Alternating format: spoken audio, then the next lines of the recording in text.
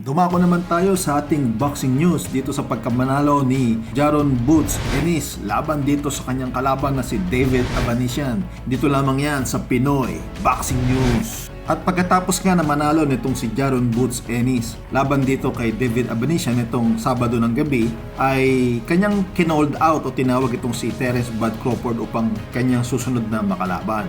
At alam natin na itong si Terence Bud Crawford ay lalaban sa 154 pounds. So ang posible lamang na maging paglalabanan nila ay either bumaba si Crawford ng 147 o kaya ay umakit itong si Jaron Boots Ennis sa 154 pounds. Sinasabi ng promoter ng boxing na si Eddie Hearn na ang pagkapanalo ni Jaron Boots Ennis laban sa kanyang kalaban na si David Avanesyan noong Sabado ng gabi ay hindi upang lamangan si Terence Crawford. Bagaman natalo ni Terence Crawford si David Avanesyan noon 2 years ago sa pamamagitan ng 6-round stoppage, at kay Jaron Boots Ennis ay pagkatapos lamang ng 5 round. Sinasabi ng promoter na si Eddie Hearn na hindi pa masyadong seryoso si Jaron Boots Ennis sa kanyang laban kay David Avanesyan. Nilalaro lamang niya ito.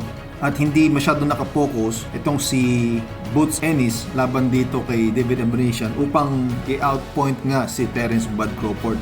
Dumako naman tayo dito sa isa pang boxing news kay Eddie Hearn.